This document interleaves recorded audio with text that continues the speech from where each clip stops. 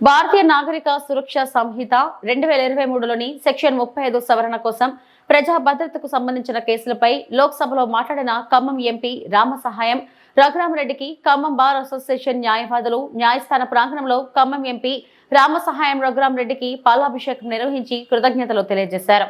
ఈ కార్యక్రమంలో తాళ్లూరు దిలీప్, పసుపులెట్టి శ్రీనివాస్ నాయుడు, ఊటుకూరి విజయలక్ష్మి, సైదేశ్వరరావు, క్రిస్టిఫర్, వెంకటనారాయణ, మిట్టపల్లి శ్రీనివాస్, దీపిక, కృష్ణారావు తదితరులు పాల్గొన్నారు. ఇప్పటికే 41 CLPs అమెండ్మెంట్ చేయడానికి ఒక కసరత్తు జరుగుతుంది. అంతేకాకుండా పార్లమెంటు కూడా దీన్ని తీసుకెళ్లాలని చెప్పేసి ఒక ఆలోచనతోటి నేను పెద్దల స్వామి రమేష్ గారిని కూడా అడగడం జరిగింది. స్వామి రమేష్ గారి సహకారంతో 41 CLPs అమెండ్మెంట్లో 35 BNS ఏదైతే యాక్ట్ ఉందో దాన్ని స్వామి రమేష్ గారి సహకారంతో రఘురామరెడ్డి గారి దృష్టికి తీసుకెళ్ళడం జరిగింది.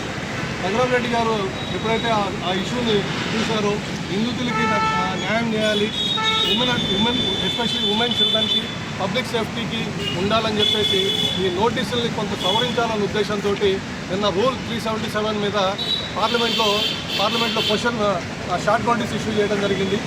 నిన్ననే చర్చ జరిగింది. నాకు తెలిసి ఒక నమ్మకం అయితే వచ్చింది. డెఫినెట్లీ రామసాయం నరేష్ రెడ్డి గారు సాధిస్తారని చెప్పేసి ఒక దృఢ సంకల్పంతో ఉన్నాము.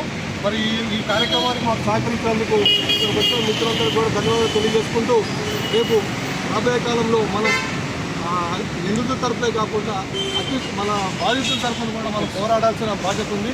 మన అడ్వకేట్స్ బాధ్యత మన బాధ్యత తీసుకొని విక్టిమ్స్కి న్యాయం చేస్తూ విక్టిమ్స్ ద్వారా వాళ్ళు ఏదైతే నిందితులు ఉన్నారో వాళ్ళని కోర్టులో ప్రొడ్యూస్ చేసే విధంగా మనం ముందుకెళ్దామని ఆశిస్తూ వర్ధిల్లాలి ఖమ్మం పార్లమెంట్ సభ్యులు రామసాయం రఘురామరెడ్డి గారి నాయకత్వం.